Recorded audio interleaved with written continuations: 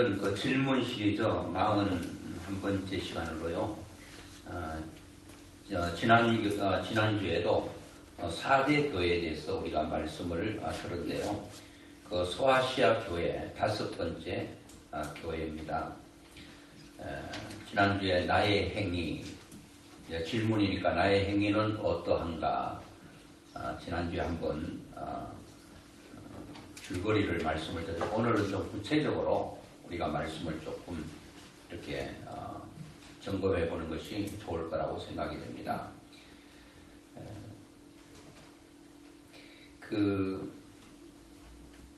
어떤 교회에서 이제 옛날에는 교회가 이렇게 지어진 교회가 아니고 과거에는 이 천막으로 된 교회들이 많았어요.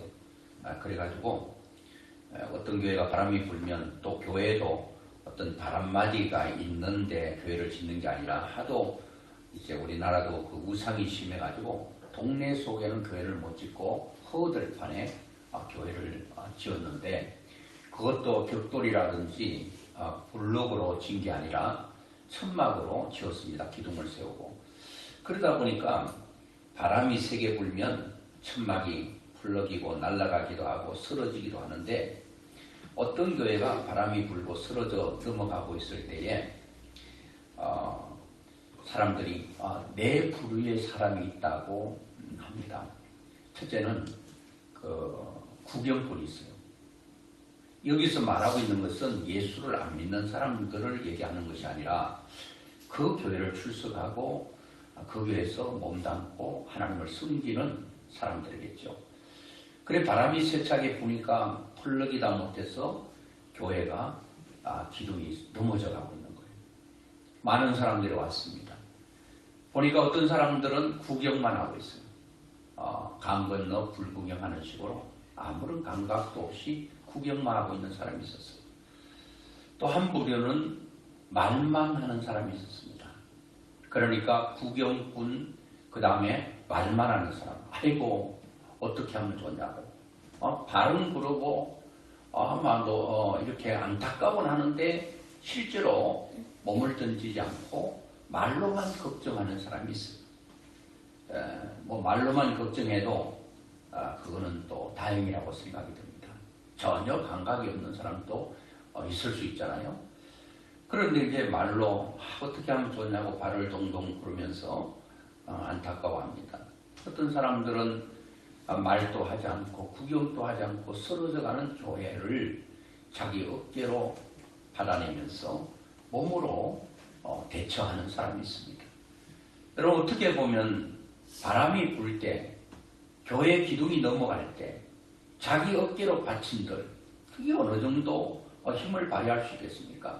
별로 도움은 안 되는 것은 사실이에요. 근데 문제가 뭔가 하면 이 정도로 자기의 몸으로 교회에 쓰러져가는 교회를 받치고 그리고 바람에 실려서 어깨가 껍질이 벗겨지고 그래도 자기 몸으로 교회를 받쳐보려고 하는 그러한 마음이 얼마나 중요한지 알 수가 없습니다. 제가 지난주에도 말씀드렸다시피 4대 교회는 어떤 교회였습니까? 주님으로부터 칭찬은 없어요. 책망만 바로 있는 교회입니다. 근데 어떻게 보면 4대 교회는 이 땅의 무용지물과 같은 교회입니다. 별로 있으나 마나한 교회. 이름만 교회지 교회로서 구실을 감당하지 못하는 교회가 4대 교회라고 하는 겁니다. 그런데도 불구하고 주님은 이 4대 교회를 놓치지 않고 없애버리지 않고 끝내지 않고 그래도 주님은 이 4대 교회를 향하신 희망과 기대를 가지고 있다. 여기서 저는 하나님의 뜨거운 사랑을 경험하게 됐다고 말씀드렸습니다. 우리 같으면 이미 포기했을 것입니다. 우리 같으면 이미 그 교회를 끝냈을 것입니다. 문을 닫아버렸을 것입니다. 그런데도 주님은 그 교회가 다시 일어나기를 다시 과거의 그 영광만큼은 아니더라도 다시 회복하기를 원하는 하나님의 뜨거운 사랑이 4대 교회를 향하신 그 하나님의 마음이 거기 녹아져 있다는 거예요. 그게 얼마나 놀랍고 얼마나 감사한지 몰라요. 여러분, 그것이 사대교회를 향하신 주님의 책망이 저 개인에게 주시는 책망이요, 여러분 개인들에게 주시는 책망이라고 한다면 이거 얼마나 이게 참 충격적입니까? 그래도 우리에게는 감사할 수 있는 것은 이렇게 돌이킬 수 있고 깨닫고 바꿀 수 있음에 대한 기회를 주신 그 하나님에 대한 그 감사를 우리는 잊지 말아야 된다는 거예요. 그 사대교회는 어떤 교회였습니까? 그는 상당한 그 사치와 부가 있는 교회였습니다. 그 교회는 별로 뭐 서문화 교회라든지 버가모 교회라든지 에베소 교회라든지 이런 교회처럼 엄청난 고난과 연단이 있었던 교회는 아닌 것 같아요. 어떻게 보면 고난이라고 하는 게 우리 인생 가운데, 우리 신앙 가운데 저주가 아니라 고난이 있을 때 우리는 정결해질 수 있고 우리가 또 이렇게 정죄될 수 있는 그러한 기회가 되기도 하는 것입니다. 고난에서 잘못되는 사람보다도 잘 될 때에, 성공했을 때에, 뭔가 성성장구할 때 자빠지고 넘어지는 경우가 더 많은 것을 보게 됩니다. 물론 다 그런 건 아닌데, 고난이 오면 그 고난을 통해서 하나님을 떠나가는 사람도 있지만 하나님께로 더 가까이 가는 사람들이 더 많다는 겁니다. 여러분, 주위에 예수를 믿게 된 사람들의 얘기를 들어보십시오. 간증을 들어보십시오. 그들은 내가 인생 가운데 너무너무 잘 될 때 예수를 믿었다는 사람도 있겠지만 그런 사람들보다도 내가 인생의 상 가운데 큰 질곡 가운데 고통 가운데서 내가 하나님을 붙들고 하나님을 잡았다는 사람, 또 그런 믿음을 가졌다는 사람들이 굉장히 많이 있던 것을 보게 됩니다.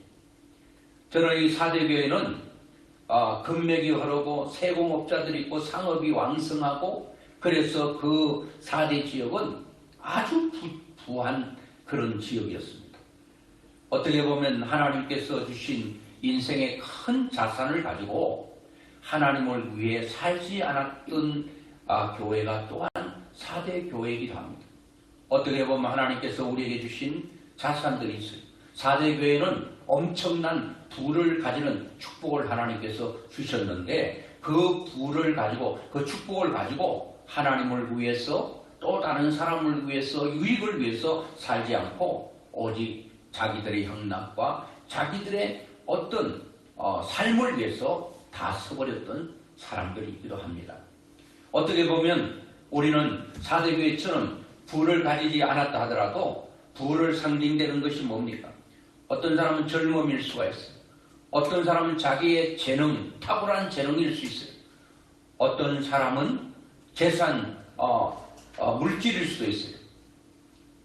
이 모든 것을 우리 내 자신을 위해서 쓰는 것이 아니라 하나님을 위해서 쓸 수 있는 것, 그것이 축복이라고 하는 것입니다.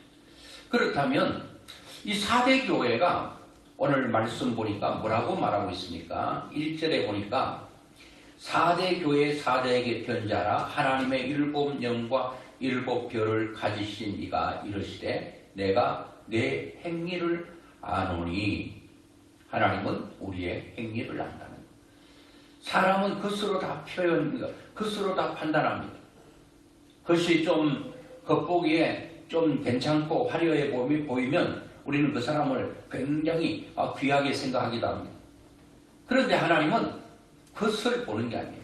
그 사람의 중심을 보는 거예요.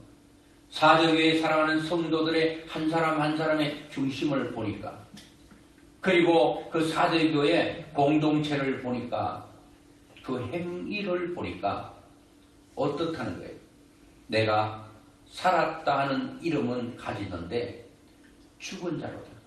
오늘 저는 여기서 내 행위는 어떤가? 우리 좀 구체적으로 좀 생각을 해보려고 합니다. 이 살았다 하는 것은 반대는, 사는 것의 반대는 죽은 거죠. 그런데 이 사대교회는 살았다라고 하는 이름은 가지고 있다고 해요. 이름은 명성입니다. 사대교회는 한때 굉장한 부흥을 경험했던 교회 같아요. 거기에 성도 각자가 하나님의 특별한 은사와 은혜를 체험하고 경험했던 사람들. 그래가지고 거기에는 너무너무 대단한 사람들. 역사와 전통이 있는 교회. 그리고 모든 것이 부족하지 않았던 교회. 그런데 이 교회가 이름만 있는 교회입니다. 어떤 이름요? 살았다 하는 이름을 가지고 있다. 그러니까 살아있는 것처럼 명성은 대단하다는 거예요. 보기에는 너무 화려해 보인다는 거예요. 그런데 실제로는 다 죽어 있는 것입니다. 사람들은 알 수가 없어요. 사람들은 외모를 가지고 모든 것을 판단하는 경우가 많기 때문에, 왜냐하면 속을 모르기 때문에 열심히 찬양을 하는데 보기에는 살아있는 것 같아요. 열심히 기도하자면 소리 높여 기도하는데 살아있는 것 같아요. 그런데 그 중심 속을 들여다보니까 살아있는 것이 아닌 경우라고 하는 것입니다. 그야말로 잎만 무성한 무화과나무처럼, 야, 잎이 저 정도 무성하면 반드시 열매는, 이거 뭐 있는 것은 정석인데, 예수님께서도 잎만 무성한 나무에게 열매를 찾았으나 잎만 무성하지 그 잎만 무성한 무화과에 열매가 없었다. 오늘 어떻게 보면 내 신앙의 이력을 화려할 수 있습니다. 내가 주일날 한 번도 빠지지 않았다는 거, 그 자랑할 수가 있습니다. 내가 매일 기도하는 것, 이게 자랑거리가 될 수가 있어요.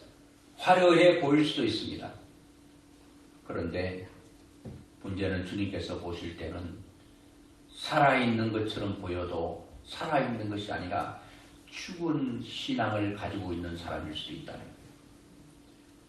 나는 내 자신을 알 수 있습니다. 그러니까 이 교회는 살았다는 이름이죠. 말만 무성합니다. 그리고 말뿐인 교회, 이렇게 볼 수 있습니다. 말은 잘합니다. 그 말만 있습니다. 그런데 서두에 말씀드린 것처럼 교회가 어려울 때 자기 몸을 투자하지 않습니다. 시간을 투자하지 않습니다. 그리고 주님을 위해서 하는 모든 것들을 하지 않습니다. 그리고 그것을 아깝습니다. 시간 투자할, 주님을 위해 투자할 시간도, 물질도, 내 몸도 틀 게 없는 거예요. 그런데 우리 입에서는 뭐라고 말합니까? 주님 사랑해요. 주님 사랑합니다. 사실 어제도 제가 친구 목사님의 자제가 결혼해서 결혼 예식에 참석했는데, 저는 이제 주례도 하고 또 결혼도 하면서 주례자의 말도 들었습니다. 근데 무슨 말씀을 하셨는지 지금 기억이 잘 안 나요. 아마도 그 결혼을 하는 당사자는 아무리 좋은 주옥 같은 얘기를 해도 그 당시에는 귀에 잘 들어오지 않을 것 같아요. 그렇기 때문에 이제 영상을 찍어서 그걸 다시 돌려보면서, 주례 목사님께서 이렇게 살라고 말씀하셨구나, 이렇게 다짐을 우리에게 했구나. 그런데 거기서 서약하는 것도 있어요. 이렇게 살기를 부탁하는 주례자 목사님의 말씀도 있어요. 그렇게만 살면 헤어질 일도 없고 문제 생길 일도 없어요. 뭐 여러 가지 말씀을 하는데, 신랑에게 신부를 이렇게 저렇게 하겠냐 그랬더니 신랑이 아주 크게 대답하더라고요. 예, 그렇게 하겠다고. 또 신부에게도 신랑을 이렇게 하겠냐고 그랬더니, 뭐 아무래도 여성이니까 소리가 저는 뒤에 있었기 때문에 잘 들리진 않는데 예라고 고백한 걸로 알고 있습니다. 그런데 살아보니까 그렇게 못 살겠다. 그렇게 살겠다고 말했고 다짐하고 결단하고 서약하고 그렇게 했는데도 못 사는. 저도 할 때 그렇게 많이 묻잖아요. 서약할 때 옆에 있는 신랑이 또는 신부가 기쁠 때도 슬플 때도 병들 때도 강할 때도 어떤 경우에라도 변하지 않고 사랑하기를 원하는가? 예. 근데 병들면 싫어요. 약하면 싫은 거예요. 잘 되고 힘있고 능력이 있으면 그때는 몰라도 실제로 약해지고 힘들어지면 내 몸이 힘들어지니까 귀찮은 거예요. 싫은 거예요. 모든 것을 이해하고 모든 것을 받아들이겠다고 없애하겠다고 해놓고 못 받아들이겠는 거예요. 아이고 무슨 고백은 고백이고 서약은 서약이지 삶은 삶이지 삶과 서약은 달라요. 그렇게 말할 거예요. 그때 이렇게 하기로 했잖아요. 그러면 아이고 어떻게 그 서약대로 살겠어요. 그런 부부 있으면 나와보라 그러세요.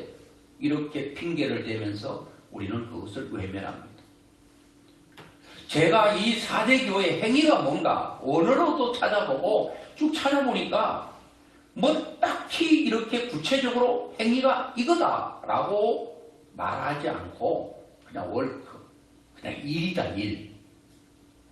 그 4대 교회가 이게 하나님의 일을 하고 또 가정에서 자기의 삶에 대한 일을 할 때에 그 행위가 온전하지 않았다는 거예요. 다 뭔가 틀어졌고 뭔가 고장났고 뭔가 시원찮은 온전하지 않는 그런 일들을 계속했다는 거예요.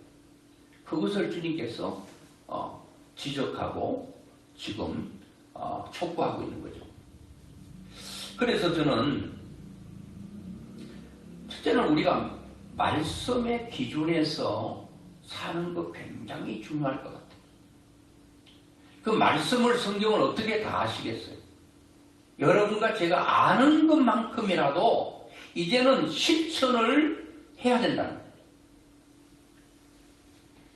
여러분 우리가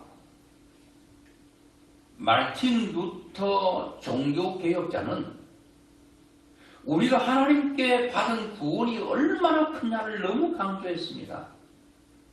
그거를 강조하다 보니까 뭐가 문제가 생겼다고 그랬죠? 행위가 없는 거예요. 그래 루터의 생각에는 우리가 말할 수 없는 하나님의 엄청난 은혜로 구원받은 그 감격이 있다고 한다면 그 감격이 있고 그 구원의 감사가 있는 사람이라면 삶도 당연히 따라올 줄 알았습니다. 그래서 그 은혜와 삶이 균형을 이룰 줄 알았습니다. 근데 너무 믿음으로 구원을 받았다는 것을 강조를 하다 보니까 믿음은 나타나는데 행위가 없는 거예요. 그래서 칼빈이라고 하는 사람은 칼빈은 그렇게 말합니다. 우리가 구원받은 것이 확실하다면 그 구원받은 그 은혜에 맞게 우리의 삶이 따라줘야 된다. 이렇게 칼빈은 믿음과 행위를 똑같이 밸런스를 강조하다 보니까 거기는 세상이 많이 잘못되고 물들어가도 세속화되지 않고 믿음을 든든히 지킬 수가 있었던 것입니다. 우리가 물론 행위로 구원받는 건 아니에요. 우리가 뭐 깨끗하고 정직하고 진실하게 살 수도 없지만 그렇게 살았다 한들 구원과는 상관은 없어요. 도덕적으로 훌륭하게 인정받을 수는 있어도 그 구원과는 관련이 없습니다. 그런데 우리가 믿음만 강조하다 보면 행위가 약해져요. 오늘은 제가 믿음이 필요 없다는 얘기가 아니라 행위를 좀 많이 강조하려고 하는데요. 행위가 없다는 것은 행위는 열매인데 열매를 통하여 나무를 알게 되는데 우리가 행위라고 하는 우리의 삶과 그 열매를 통하여 우리의 신앙을 점검해 볼 수 있다는 거예요. 우리는 몰라요. 믿음이 좋다고 말은 하는데 열심히 찬송하고 기도하고 예배는 드리는데 삶은 전혀 없습니다. 말을 들어봐도 믿음의 사람인가? 믿음의 말이 아니에요. 이거는 있어야 될 말 아니에요. 필요 없는 말들을 입에서 줄줄 쏟아놓습니다. 그런데 분명히 우리는 내가 아는 만큼 이제는 삶으로 실천할 됩니다. 여러분들이 알고 있는 말씀이 한 절이 됐든 두 절이 됐든 그 말씀을 확실히 믿고 신뢰하고 그 말씀대로 살려고 하는 몸부림이 우리에게 필요하다는 거예요. 말씀이 사랑하라면 사랑할 수 없는 사람을 사랑하도록 기도하고, 물론 우리는 사랑할 수 있는 능력이 없습니다. 사랑할 수 있는 것은 우리의 능력으로는 안 됩니다. 안 돼요. 핵심은 우리 힘으로 할 수 있다는 것은 nothing입니다. 아무것도 없습니다. 있다고 한다면 그 사람은 신입니다. 우리의 힘으로는, 우리의 능력으로는 그 어떤 것도 할 수 있는 아무것도 없습니다. 그래서 하나님이 필요한 겁니다. 그래서 하나님의 성령, 하나님의 영이신 성령이 우리 속에 오셔서 우리를 그렇게 살도록 붙들어 주시고 이끌어 가시고 우리의 삶을 계속적으로 후원해 주셔야 우리는 살 수 있습니다. 내가 살 수 있다면 교만한 거죠. 나는 그렇게 살 수 없습니다. 이게 성경 전체에 흐르고 있는 맥이라는 겁니다. 자, 말씀대로 내 삶을 살아야겠다. 점검을 해봐야 된다. 우리가 말씀대로, 우리가 말한 대로 살아야 됩니다. 제가 말씀을 드리는 이 말이라고 하는 것은 필요 없는 말, 허접한 말이 아니고 믿음의 말을 했다면 그 말대로 내가 살아보자. 왜 사람이 말과 삶이 따라갑니까? 그러니까 많은 사람들을 어렵게 하는 게 사기를 치는 사람이잖아요. 말은 너무 화려합니다. 혹합니다. 그래서 그 사람을 확 믿어버립니다. 그리고 그 사람이 어디 투자하면 그냥 생각도 안 하고 투자합니다. 말은 화려합니다. 그 말과 일치하지 않습니다. 어떻게 보면 말은 꽃이라고 한다면 삶은 열매입니다. 순종은 열매입니다. 어떻게 보면 우리가 말에 핀 꽃에는 뭐가 없는가? 열매가 없습니다. 말대로 삶을 살 때 드디어 열매가 있게 됩니다. 말한 대로 사는 것은 쉽지가 않아요. 저는 이 말씀을 준비하면서 제 자신에게, 야, 목사는 설교한 대로만 살아도 훌륭한 삶을 살 수 있겠구나. 성도는 말씀 들은 대로만 살 수 있다면 훌륭한 성도가 될 수 있겠구나. 설교자는 설교한 대로 살 수가 없어요. 또 성도는 들은 대로 살지 못해요. 내가 골라서 할 수 있는 거는 그렇게 하고 할 수 없는 거는 안 사는 것. 모든 기준이, 선택의 기준이 하나님께 있지 않고 말씀에 있지 않고 내가 기준이에요. 들을 만한 건 듣고 듣기 어렵고 힘든 거는 그냥 흘러버리는 것. 이제 그게 아니라 이 말씀이 힘들고 어려워도 하나님께서 그렇게 살기를 원하면 그 말씀 부여잡고 몸부림치면서 그렇게 살 수 있도록 도와달라고 성령 하나님을 의지하면서 하나님 한 말씀이라도 내가 붙들고 이렇게 좀 살고 싶습니다. 그 말씀이 내 인생 가운데 그대로 이루어지기를 우리가 기도하면서 몸부림쳐 나간다면 우리의 삶은 드디어 달라지기를 시작할 것입니다. 계속 들어도 듣는 거나 행동은 일치하지 않는다면 그건 어렵죠. 우리가 말한 대로 살아보는 것. 그리고 우리가 기도한 대로 좀 살아보는 것. 아이고, 나는 말도 안 하고 기도도 안 하는데요. 여러분, 말도 중요합니다. 이 말도 여러분 전혀 사람들을 듣기에 좋지 않는 말, 이 말고 믿음의 말, 또 긍정적이고 이런 좀 진취적이고 건설적인 말입니다. 우리 다짐하잖아요. 나는 이렇게 좀 살고 싶다. 근데 말은 그렇게 살고 싶은데 삶이 따라주지 않을 때가 많습니다. 이제 내가 말을 했다면 말대로 한번 살아보는 것. 그리고 우리가 무엇을 계획했다면 계획대로 한번 살아보는 것. 그래서 말과 삶이 부딪힙니다. 너무너무 힘듭니다. 너무 어려운 거예요. 그래서 지난주도 말씀을 드렸는데 야고보서 2장에 보니까 이렇게 말하잖아요. 내 형제들아, 만일 사람이 믿음이 있노라 하고 행함이 없으면 무슨 유익이 있으리요? 그 믿음이 능히 자기를 구원하겠느냐? 야고보 사도는 말합니다. 내 형제들아, 만일 사람이 믿음이 있노라 하고, 믿음이 있다. 나 믿음 있어. 그런데 뭐가 없습니까? 행함이 없으면 무엇이 유익하겠는가? 믿음이 있다고 말하는 너가 행함이 없는데 그것이 믿음이 있다는 말이 어떻게 유익을 줄 수 있겠는가? 그러면서 행함이 없는 사람들을 향하여 또 설명을 해나갑니다. 만일 형제나 자매가 헐벗고 일용할 양식이 없는데 옆에 있는 형제가, 옆에 있는 자매가 양식이 없대요. 며칠을 굶은지 몰라요. 얼굴이 홀쭉하고. 그런 자매와 형제가 있는데 너 얼굴 왜 그래? 아유, 며칠 못 먹어서 그래요. 왜 먹지 그랬어? 먹을 것이 없어요. 이런데 감각이 없어요. 일용할 양식이 없는데 알고 있어요. 이분이 먹을 것이 없어서 못 먹은 것 알고 있어요. 그런데 이어서 말합니다. 너희 중에 누구든지 그에게 이르되 평안히 가라, 덥게 하라, 배부르게 하라 하며 그 몸에 쓸 것을 주지 아니하면 무슨 유익이 있으리요? 행함이 없는 믿음이 있다고 하는 성도들을 향하여 촉구하고 있는 말입니다. 이 말 누가 못해? 잘 먹지 그래.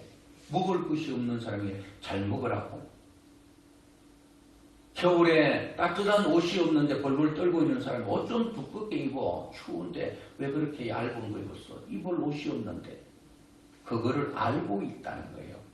이 사람이 너무 가난해서 겨울에 따뜻한 옷을 입을 수 있는 여건이 아닌 걸 알고 있어요. 근데 너 몸을 덥게 해야지. 먹을 것이 변변치 않고 입을 것이 만만치 않는 그 사람이 마음이 평안할 수가 없어요.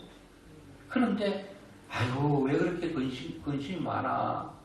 평안해야지. 평안할 수 없는 사람에게 말만 평안하라.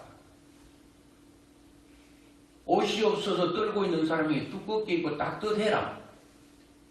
먹을 것이 없는 사람에게 배부르게 먹어라. 몸에 설 것을 주지 아니하면서 그렇게 말하는 것이 무슨 유익이 있으리요? 이와 같이 행함이 없는 믿음은 그 자체가 죽을 것이다. 행함이 없으면 죽었다. 행함이 없으면 죽었다. 여러분, 살았다는 게 뭡니까? 살았다는 것은 움직이는 걸 말합니다. 살아있는 건 움직여요. 활동을 한다는 거예요. 살아있는 사람의 몸은 따뜻합니다. 온기가 있어요.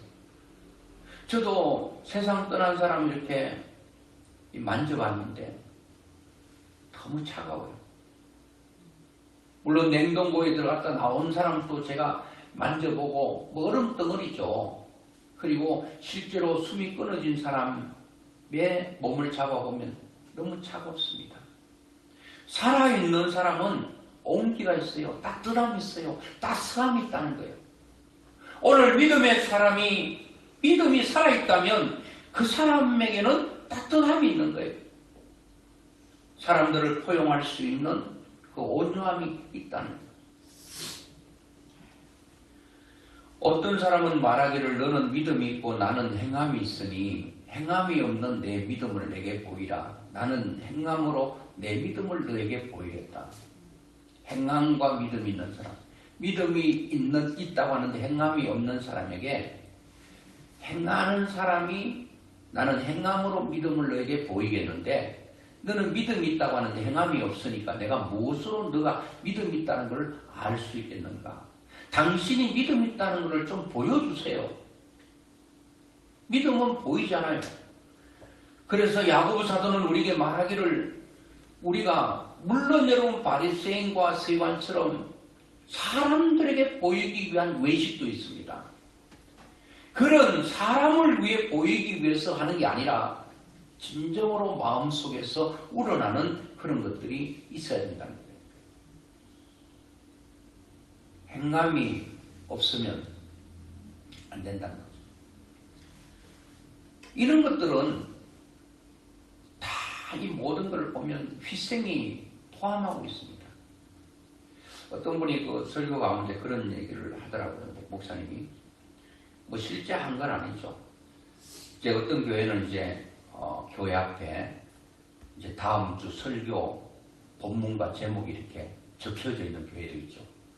그리고 대지하고 닭이 그 교회 앞을 지나가다가 그 다음 주 설교 제목과 그리고 말씀을 보았습니다. 뭐 대지하고 뭐 닭이 뭐 지나가면서 뭐 봤다. 그건 그냥 얘기하는 거죠. 지나가면서 이제 제목을 보니까 이런 제목입니다. 우리가 어떻게 하면 가난한 사람들을 도와줄 수 있을까? 이게 설교 제목이에요. 우리가 어떻게 하면 가난한 사람을 도와줄 수 있을까? 그래가지고 대지하고 닭하고 이제 얘기를 합니다. 우리가 어떻게 하면 가난한 사람 도와줄 수 있지? 아주 머리가 돼지보다 난 닭이 얘기합니다. 좋은 수가 있다. 뭐냐? 나는 매일 알을 낳잖아, 알. 나는 매일 알을 낳으니까 매일 알을 낳을 때마다 그 알을 가난한 사람에게 갖다 주면 후라이를 해 먹든지 아니면 삶아서 먹든지 그렇게 하면 가난한 사람이 도와줄 수 있지 않겠는가? 나는 알을 한 개씩 낳아서 가난한 사람을 도와줄 테니까 너는 돼지는 얘기도 안 하는데 닭이 너는 햄을 만들어가지고 햄 조각을 한 개씩 가난한 사람이 주면 좋겠다. 돼지가 발끈합니다. 야 이놈아 너는 알만 낳으면 되지. 한 개 주면 너는 죽지 않잖아. 나는 햄 되려면 난 죽어야 돼. 내가 죽어야 햄이 나오지. 너는 죽지 않고 알 하나 톡톡 나와가지고 준다는 것? 오늘 이거는 물론 어떤 사람이 지어낸 얘기이기도 합니다. 근데 사람들은 닭이 한 알을 다른 사람에게 주는 것도 쉽지 않지만 그거는 할 수 있어도 내가 하는 것은 작은 것, 다른 사람에게 뭘 요구하는 것은 생명을 요구하는 것들이 많다는 겁니다. 그러니까 오늘부터 우리가 한번 행위를 우리의 삶을 한번 조명하면서 내가 어떻게 하든지 하나님의 말씀을 아는 것을 한번 실천하는데 한번 집중해 봐야겠다. 그리고 내가 말한 것을 잘 기억하고 그 말한 것대로 한번 살아보도록 한번 노력해 보는 것. 내가 하나님께 기도했다면 그 기도한 대로 한번 살아보는 것. 그런 행위들이 우리에게 나타나지 않는다고 한다면 우리는 하나님의 뜻을 나타낼 수가 없을 것입니다. 오늘 그 3절에도 보면 이렇게 말하고 있습니다. 그러므로 내가 어떻게 받았으며 어떻게 들었는지 복음입니다. 사대교회를 향해 너희들 들었잖아요. 여러분도 설교를 들었잖아요. 말씀을 보면 그 말씀을 듣고 여러분 알고 계시잖아요. 어떻게 받았고 어떻게 들었는지 이거는 복음입니다. 복음. 말씀입니다. 들었는지 생각하고 이 생각하고라는 것은 기억하고라는 말입니다. 우리는 기억해야 됩니다. 계속 되새김질해야 기억해야 됩니다. 말씀을 내 삶 속에서 내 생활 속에서 그대로 살기 위해서 계속 기억하셔야 됩니다. Remember. 계속 repeat, 반복하셔야 됩니다. 그리고 난 후에 잘못된 것, 말씀의 기준에서 잘못된 것이 있으면 그것을 회개해야 됩니다. 자, 생각하고 지켜 회개하라고 그랬는데 우리가 내가 말씀에 어떤 기준이 없고 내가 삶에 어떤 계획이 없다면 아무런 것도 없이 무방비한 상태에서 어떤 기준점이 없으면 내가 잘 살고 있는지 못 살고 있는지 제대로 하는지 못하는지 어떤 자가 없기 때문에 잣대가 없기 때문에 어떻게 살아도 모르는 거예요. 그런데 오늘 말씀은 주님께서 너희들 들었잖아. 받았잖아. 알고 있잖아. 그런데 그렇게 못하고 있다. 그걸 지적하면서 주님께서 기억하라는 거예요. 너희들이 받았던 복음, 어떻게 살아야 되는지, 어떻게 믿어야 되는 것을 여러분 알고 있잖아. 그거를 계속 기억해라. 그리고 그렇게 하지 못한 것에 대해서 회개하면서 이제는 지켜라. 지켜라고 하는 것은 행위가 나타나라고 하는 것입니다. 그것을 일깨지 아니하면, 그것을 깨우쳐서 깨닫게 해서 그렇게 살도록 7별을 가진 자들에게 요구하고 있는 것입니다. 여기 7별은 다른 주경학자들은 천사라고 말하기도 하는데 7별은 1장 20절에 보면 그렇게 설명하고 있어요. 7명은 성령을 말하고 7별은 천사로 말하기도 하는데 7별은 그 교회의 사자들, 주의 종들에게도 말할 수 있죠. 그 주의 종들에게 계속적으로 말씀하고 있습니다. 그렇게 지키고 회개해서 일깨지 않으면 안 된다라고 하는 것입니다. 자, 그래서 오늘 우리는 계속 말씀을 되새김질해야 됩니다. 내가 그렇게 살고 있는가? 못 살고 있는가? 내가 그런 삶이 따라주고 있는가? 말뿐인 것인가? 이거는 뭐 억지로 하는 건 아니에요. 억지로 할 수는 없어요. 그냥 내 마음 속에서 하나님의 은혜가 부어져야 되는데, 스코틀랜드 선교사였던 알렉산더 클라크라고 하는 사람이 있는데, 이분이 스코틀랜드 선교사인데 저 아프리카 오지에 가서 선교를 했습니다.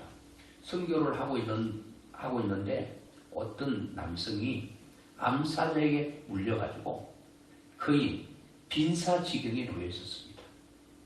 거의 죽기 일보 직전에 있었습니다. 그래가지고 이 클라크 이 선교사님이 거기서 구해줬습니다. 그리고 다시 스코틀랜드로 왔다가 다시 현지에 갔더니 이 자기를 구조하고 생명을 살려준 생명의 원인, 후사일생으로 살아난 이 사람이 선교사님인데 왔더라는 거예요. 와가지고 선교사님에게 이렇게 말하더라는 겁니다. 선교사님, 우리 원주민들의 살림법을 아시죠? 우리나라는, 우리 지역은 자기의 생명을 구해준 사람이 있다면 그 생명을 구해준 사람을 위해서 생명을 구원받은 자기 자신도, 그리고 그 사람에게 딸린 모든 것이 다 생명을 구한 사람을 위해서 다 드리는 그런 살림법이 있지 않습니까? 아예 있죠. 저를 구원해 주신 알렉산더 클라크 선교사님, 목사님, 저는 이제부터 목사님의 것입니다. 선교사님의 것입니다. 내 아내 6명 또 선교사님의 것입니다. 우리의 자녀들 다 선교사님의 것입니다. 그리고 내가 가지고 있는 재산 다 선교사님의 것입니다. 다 선교사님을 위해 드리겠습니다. 그렇게 드린다고 해서 선교사님 그러면 다 그냥 끌어왔겠습니까? 오늘 우리가 구원받은 것이 확실하다면, 만약 구원받은 것이 확실하고 주님이 나를 위해 죽으시고 나를 구원하기 위해서 나를 살리고 그 십자가에 죽었다는 것이 확실하다면, 이 만약이라는 것은 가정이잖아요. 가정이 아니에요. 주님은 죽으셨잖아요. 생명 주셨잖아요. 그렇다면 우리의 모든 것 다 주님의 것입니다. 우리 고백하잖아요. 나의 삶, 나의 생명, 내 가지고 있는 죄는 모든 것 다 주님 것입니다. 이제부터는 주님을 위해서만 살겠습니다. 하나님의 영광을 위해서만 살겠습니다. 우리는 이렇게 결심도 하고 다짐도 합니다만 실제로 우리의 삶은 말과 일치하지 않을 때가 너무 많습니다. 말 따로 삶 따로, 그리고 기도 따로 삶 따로 살 때가 많습니다. 오늘 결론을 맺으면서요, 참 우리가 허울 좋은 믿음을 가지고 있을 수 있습니다. 보기는 너무 참 화려해 보이는데 전혀 열매가 없는. 그래서 우리의 그 4대 교회 성도들이 볼 때에 별로 주님께서 희망을 걸고 싶은 사람들이 별로 없어요.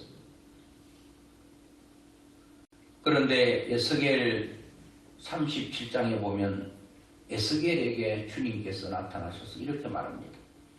여호와께서 권능으로 내게 임재하시고 그의 영으로 나를 데리고 가서 올짜기 가운데 두셨는데 거기 뼈가 가득하더라.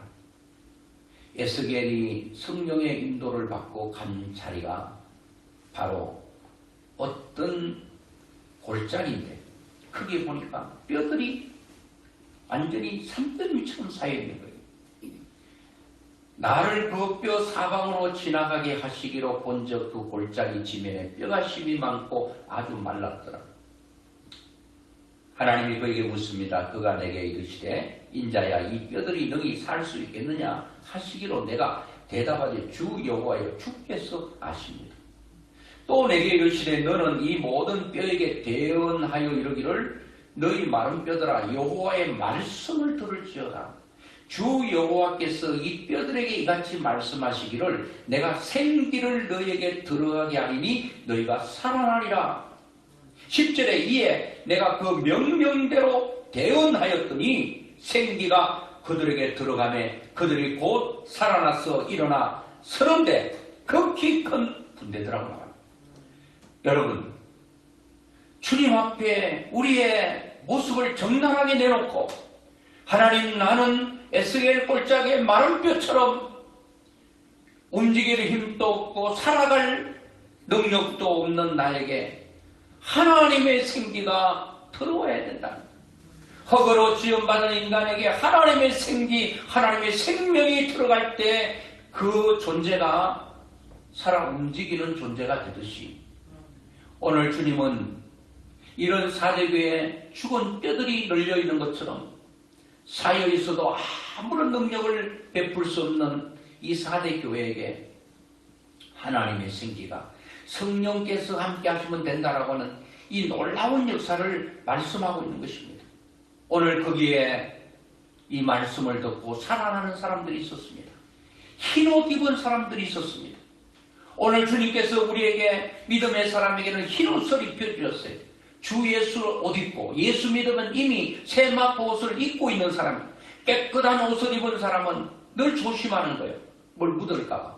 뭐 시커먼 옷 입은 사람은 어디 가도 그냥 안 앉을 때도 뭐 먼지가 있던지 뭐 덜썩덜썩 주저앉는데 여러분 드레스를 백색 드레스를 입은 사람이 조심조심합니다. 거기 뭘 묻을까봐. 우리는 거룩한 흰 옷을 입은 사람들입니다.